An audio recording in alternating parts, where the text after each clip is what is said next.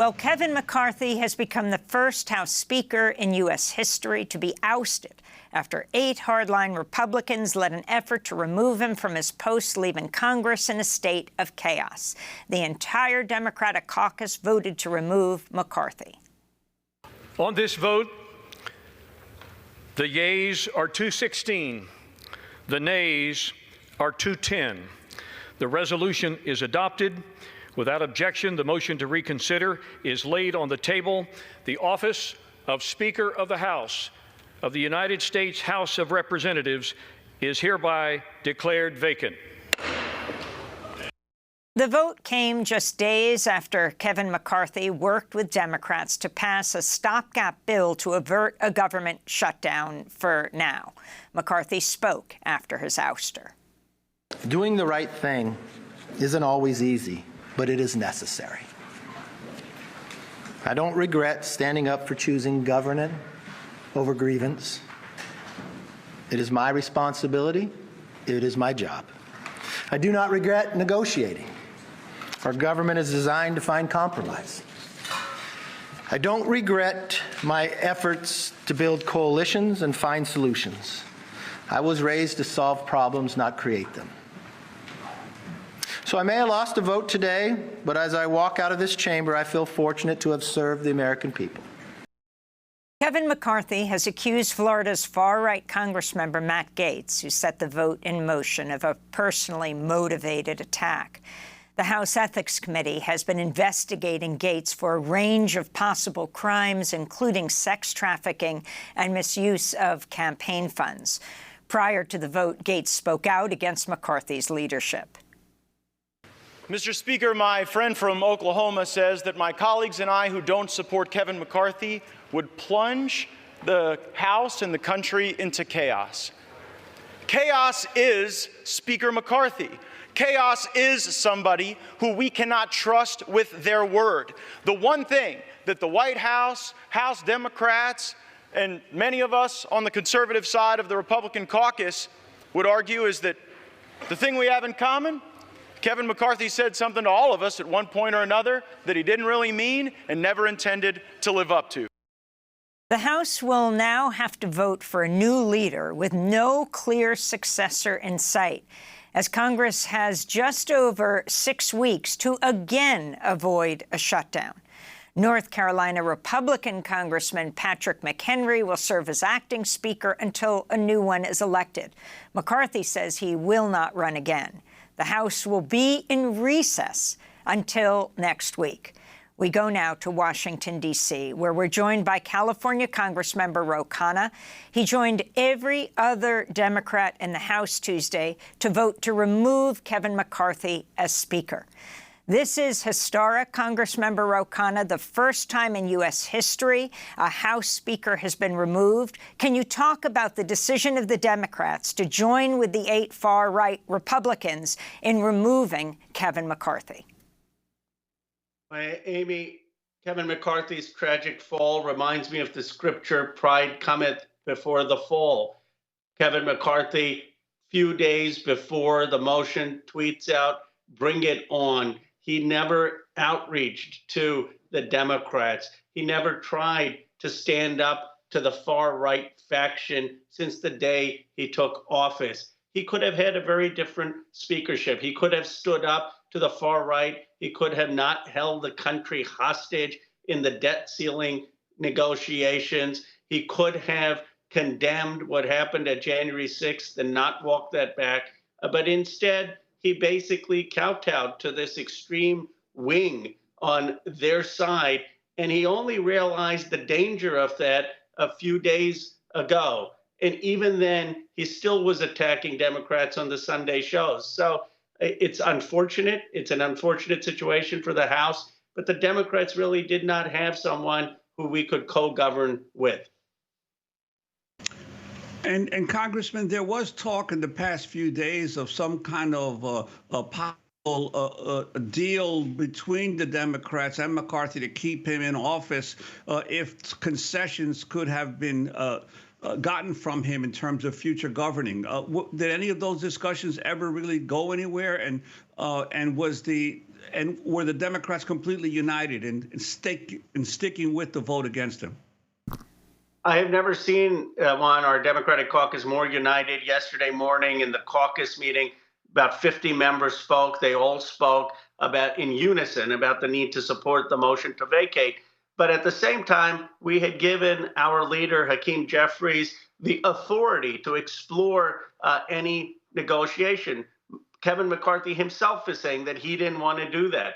He was not willing to talk about ending the bogus impeachment inquiry. He was not willing to talk about a path so that we don't continually put this government on the threat of shutdown.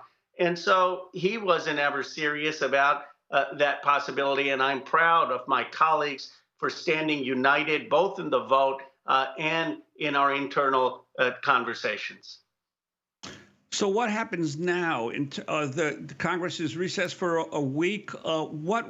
How long do you figure this will take to be able for the Republicans to arrive at a new leader? And what's the impact going to be on any legislation coming out of Congress? Well, Congress is at a halt, at a standstill.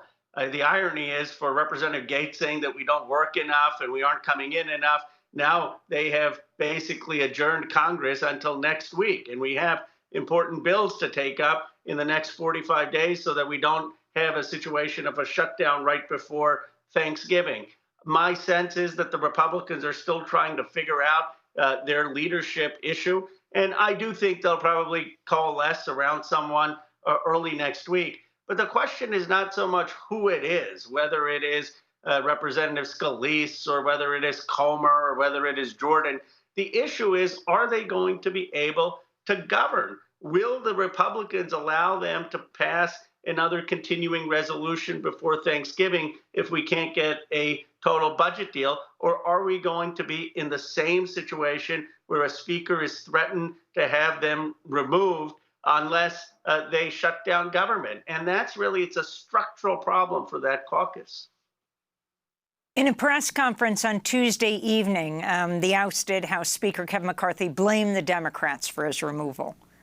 I think today was a political decision by the Democrats. And I think the things they have done in the past hurt the institution. When they just started removing people from committee, and they just started doing the other things. And my fear is the institution fell today. Because you can't do the job if 8 people, you have 94% or 96% of your entire conference, but 8 people can partner with the whole other side. How do you govern?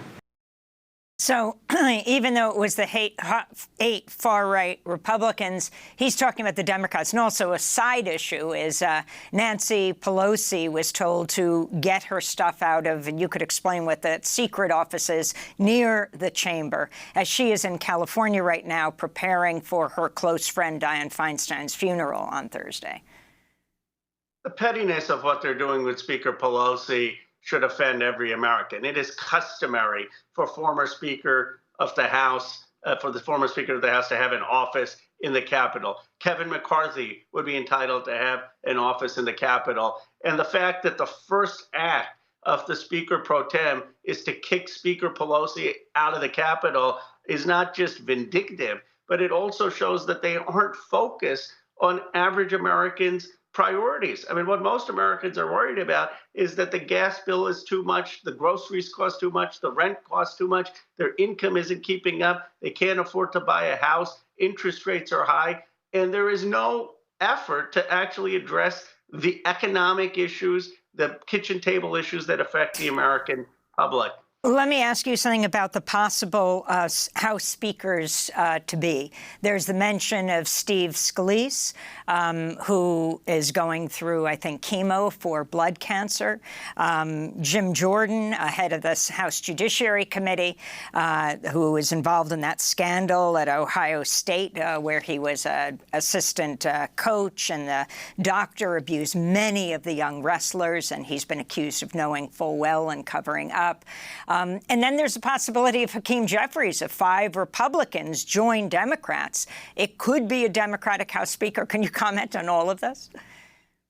Well, really, the ideal for it to be Hakeem Jeffries. I mean, I wish there were 5 moderate, reasonable Republicans, people like Brian Fitzpatrick or others who would say that let's coalesce around Hakeem Jeffries and actually govern this country. I think it's unlikely, but that would be the most reasonable outcome. If Scalise gets it, I mean, on a personal level, I know him. I felt horrible during the Capitol shooting for what happened to him. I, of course, have deep sympathy and wish him well on the personal health challenges. My question for him would be, have you gotten a commitment from the 8 people who just brought down Kevin McCarthy that they aren't going to try to bring you down if you're willing to govern? Or have you gotten a commitment that you don't have to shut the government down or have the country go into default? Otherwise, I don't care who they pick. It's an insolvable issue if these few far right-wing Congress people basically don't want to fund the government or want to cut the government spending so drastically for people who need Social Security, Medicare, nutritional assistance. And that's really the challenge, Amy. Congressman, about those that group of far-right Republicans, the leader Matt Gaetz, do you, as a result of this, he led the charge against McCarthy. Do you sense that his influence and power within the Republican caucus has increased, or that he's more been exposed for the extremism that he represents?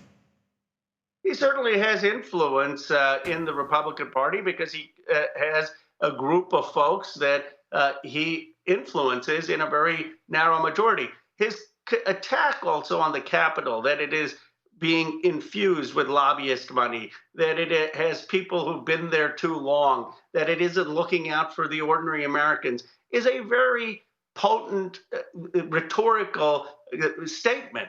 And we should be pushing for reform. My view is the way to push for reform is to ban PAC and lobbyist money, ban stock trading, make sure that members of Congress can't become lobbyists. It's not to do the theatrics of removing Kevin McCarthy. But we should not underestimate the populist anger against the institution of Congress, and that's what Matt Gaetz is tapping into. And what about Ukraine funding? The Republicans not wanting to continue to fund the war in Ukraine, but also talk about pushes for diplomacy, whether that obscures another issue, which is trying to end the war through diplomacy. The Biden administration right now is deeply concerned about what has taken place, of course, as is Zelensky, the president of Ukraine. Amy, as you know, I was one of the people on the Congressional Progressive Letter who didn't retract, saying that while we support Ukraine with aid, we need to be having conversations with Ukraine, with Russia, about what a just end to the conflict would look like. And we need to be involving people, other countries like France, India, who may have a relationship to help facilitate a just end.